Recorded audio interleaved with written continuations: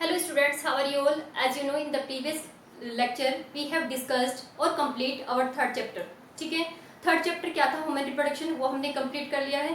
तो आज जो हम नया चैप्टर स्टार्ट करने वाले हैं वो है हमारा रिप्रोडक्टिव हेल्थ. ओके, और ये चैप्टर क्या है? इस यूनिट का लास्ट चैप्टर है. ओके, तो फर्स्ट ऑफ ऑल हम डिस्कस करते हैं the definition of reproductive health. Okay, तो WHO ने जो डेफिनेशन प्रोवाइड की है रिप्रोडक्टिव हेल्थ के लिए वो क्या है? Reproductive health means complete well-being for all aspect of reproduction. कौन कौन सी एस्पेक्ट है कि आप क्या है, आपके रिप्रोडक्टिव ऑर्गन फिजिकली फिट है, फंक्शनली फिट है. ओके, और आप रिप्रोडक्शन को लेके जब इंटरेक्ट करते हैं लोगों से तो आपका इंटरेक्शन कैसे है? नॉर्मल है for emotional and behaviour. Okay, इसके बाद क्या है कि जो रिप्रोडक्टिव हेल्थ है उसको इम्प्रूव करने के लिए इंडिया ने सबसे पहले एक प्रोग्राम को स्टार्ट किया. ठीक है, 1951 में इंडिया में एक प्रोग्राम स्टार्ट हुआ. किस नेम से स्टार्ट हुआ? Family planning programme. ठीक है, family planning programme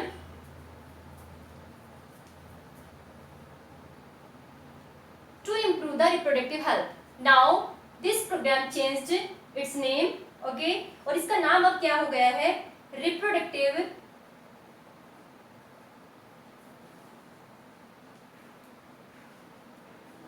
and child health care programme.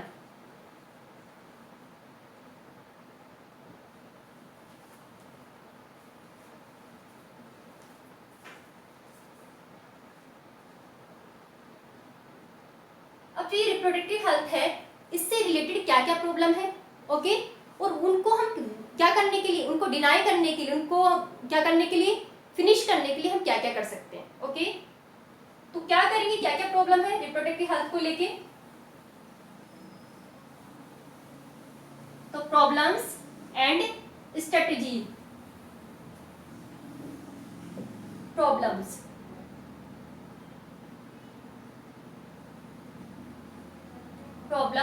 किससे related? Problem for reproductive health.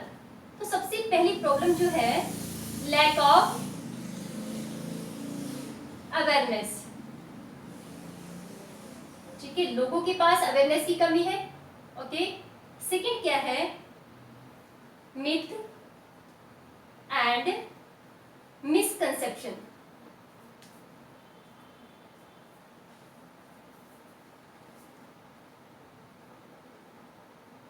Third क्या है?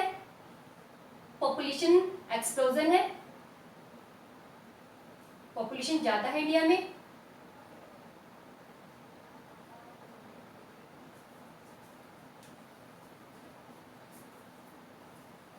और क्या है?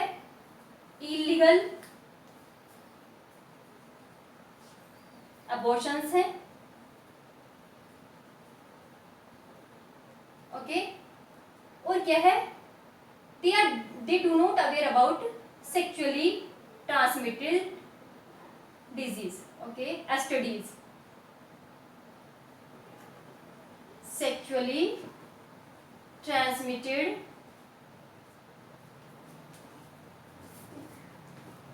disease. अब हम क्या कर सकते हैं इसको इम्प्रूव करने के लिए? कौन कौन से प्रोग्राम चला सकते हैं, कैसे रिप्रोडक्टिव हेल्थ को अच्छा बना सकते हैं? तो वो क्या है? स्ट्रेटेजीज. तो सबसे पहले हम क्या कर सकते हैं? अवेयरनेस क्रिएट कर सकते हैं. Create awareness. ओके, कैसे अवेयरनेस क्रिएट कर सकते हैं? हमारी कंट्री में बहुत सारी गवर्नमेंट ऑर्गेनाइजेशन है.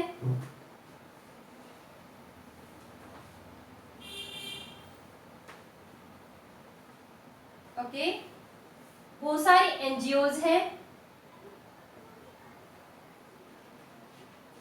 NGO means non government organization, जो क्या करते हैं? Which work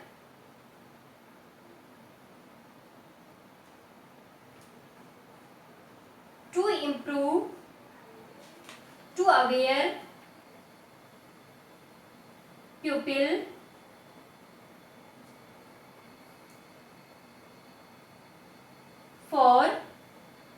reproductive health.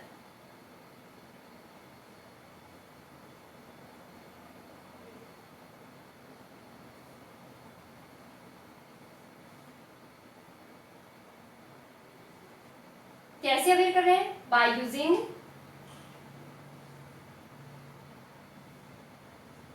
Audio visual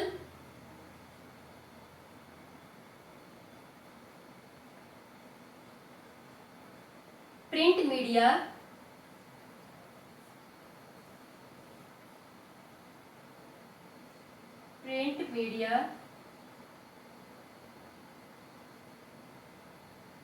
by workshop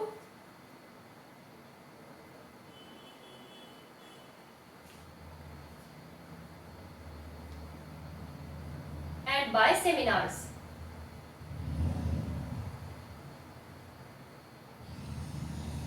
okay, तो हम लोगों के बीच में अवेयरनेस क्रिएट कर सकते हैं। ओके, किसके बारे में उनको अवेयर कर सकते हैं? कंट्रासेप्टिव्स के बारे में। ठीक है,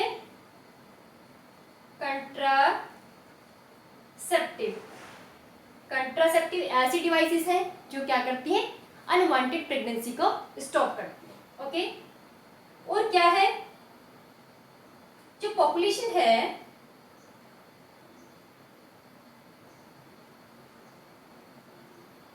ठीक है, पॉपुलेशन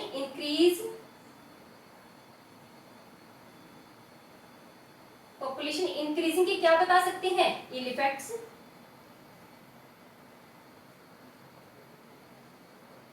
ओके, और क्या कर सकते हैं? जो मैरिजेबल एज है,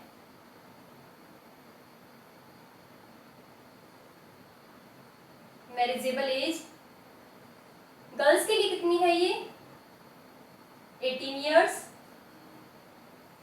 और बॉयज के लिए कितनी है? 21 इयर्स। ठीक है, इस एज को क्या कर सकते हैं? हम इंक्रीज कर सकते हैं।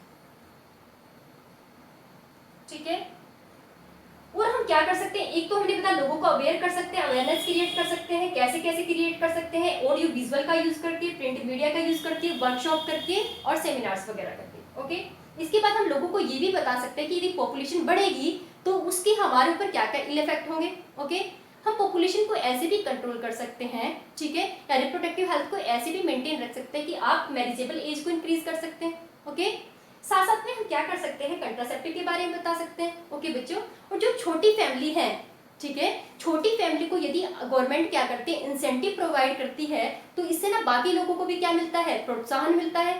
ठीक है, तो आप क्या कर सकते हो? प्रोवाइड इंसेंटिव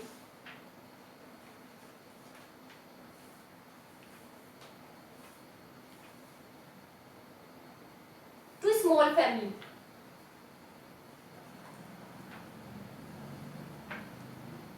ओके, और हम क्या कर सकते हैं? सेक्सुअली ट्रांसमिटेड डिजीज के बारे में अवेयर कर सकते हैं। क्या कर सकते हैं? सेक्सुअली ट्रांसमिटेड डिजीज, ठीक है, एसटीडीज के बारे में भी करेक्ट इंफॉर्मेशन प्रोवाइड कर सकते हैं। और क्या कर सकते हैं? स्कूल में एजुकेट कर सकते हैं। ठीक है, स्कूल में भी क्या कर सकते हैं? एजुकेट कर सकते हैं। ओके, तो हमने क्या बताया है कि कौन कौन सी प्रॉब्लम है जो रिलेटेड है किससे? रिप्रोडक्टिव हेल्थ को लेके।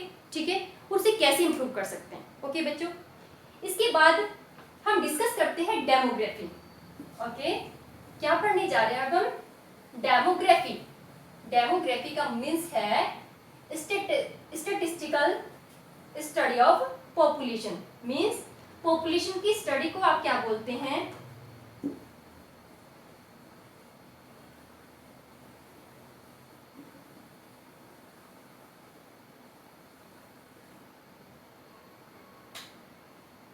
डेमोग्राफी।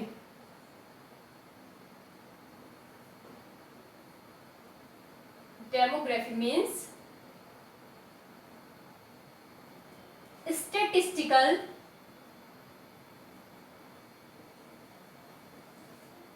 स्टडी ऑफ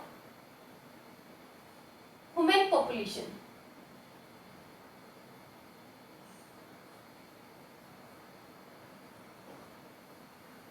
ओके, इसकी बात क्या है? सेंसस। सेंसस में क्या करते हैं? कि आप पॉपुलेशन के बारे में इंफॉर्मेशन कलेक्ट करते हैं। कलेक्टिंग इंफॉर्मेशन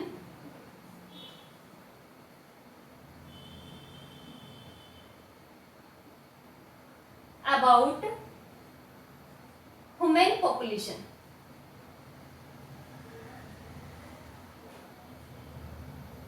जिसमें आप क्या इंफॉर्मेशन कलेक्ट करते हो, जैसे आप ग्रोथ रेट को देखते हो,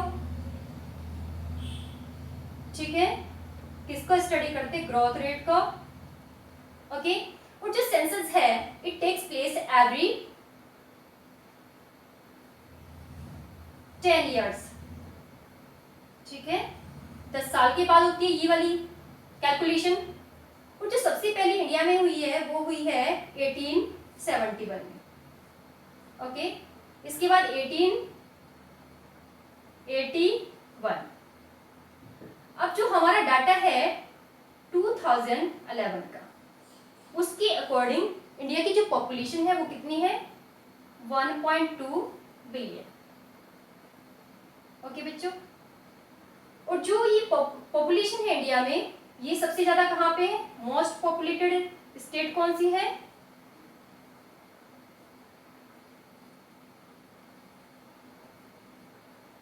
स्टेट यूपी। और जो लिस्ट पॉपुलेटेड है वो कौन सी है, वो है सिक्किम, ओके।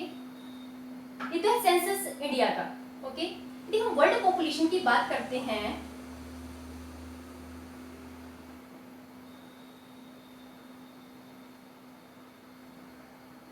तो वर्ल्ड की जो पॉपुलेशन है ये 1900 में कितनी थी, ये थी 2 बिलियन, ओके। और 2000 में ये हो गई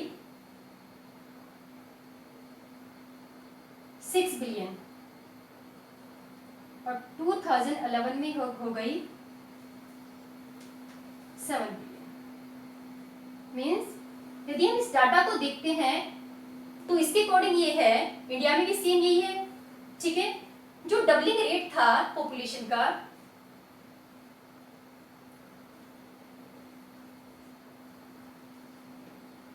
ओके, डबलिंग रेट कितना था पहले, 33 इयर्स, ओके। और अब कितना हो गया है, 30 इयर्स। मीन्स जिस स्पीड से ह्यूमन पॉपुलेशन इंक्रीज कर रही है, ठीक है, इंडिया में, उसके रीजंस क्या क्या हैं, ओके। तो इतनी स्पीड से पॉपुलेशन बढ़ने की जो इंडिया में रीजन है वो ये है कि इंडिया में जो मेडिकल फैसिलिटीज हैं वो काफी अच्छी हो गई हैं, ओके। रीजंस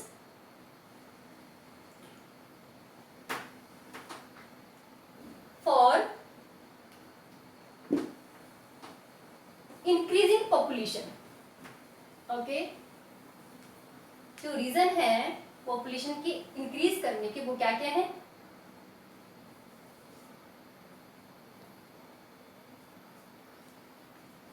सबसे पहला है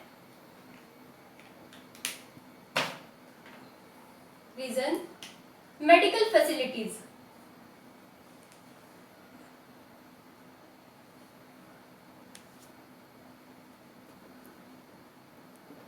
इंप्रूव हो गई है, ओके। जिसकी वजह से जो इन्फेंट मोर्टेलिटी रेट है IMR, means infants mortality rate decrease, ठीक है। मीन्स जो बच्चों के मरने की रेट है वो क्या हो गई है, डिक्रीज। जो मदर की मरने की रेट है MMR, मैटरनल मोर्टेलिटी रेट,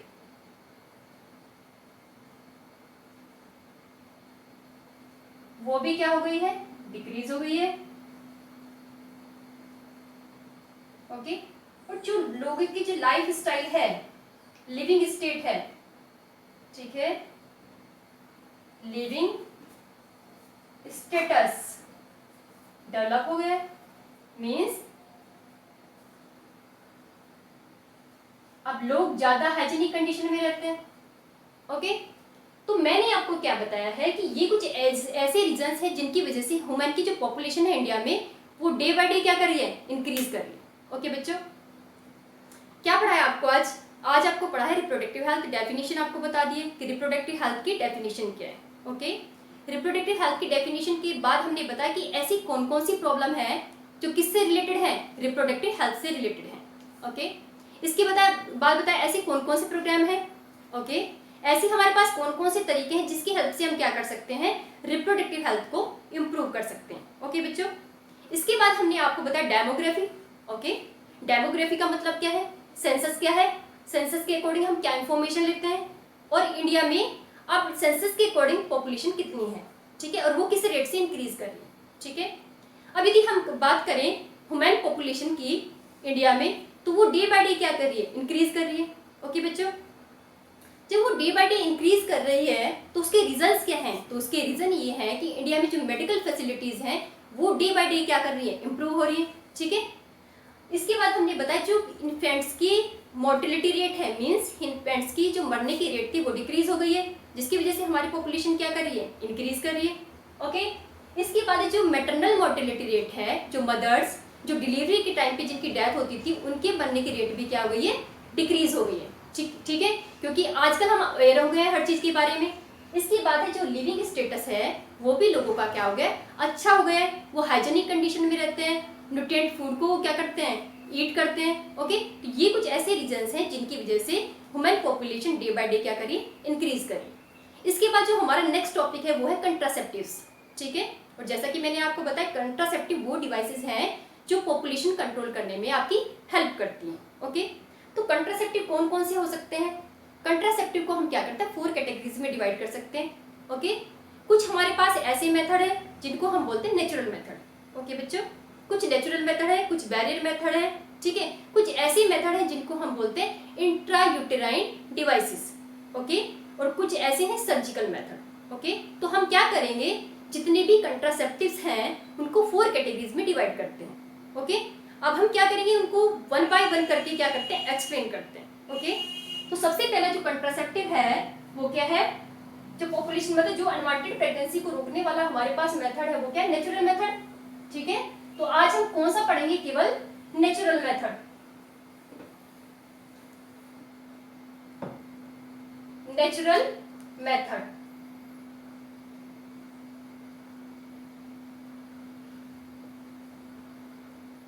और नेचुरल तरीके से आप अनवांटेड प्रेगनेंसी को 3 तरीके से रोक सकते हैं। ठीक है, वो क्या है, पीरियोडिक,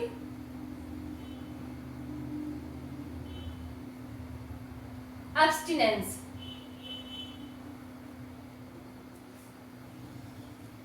ओके, पीरियोडिक एब्स्टिनेंस,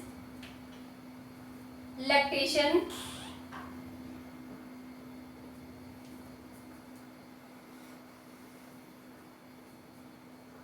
एमेनोरेया, ठीक है, एंड कोइटस इंटरप्ट।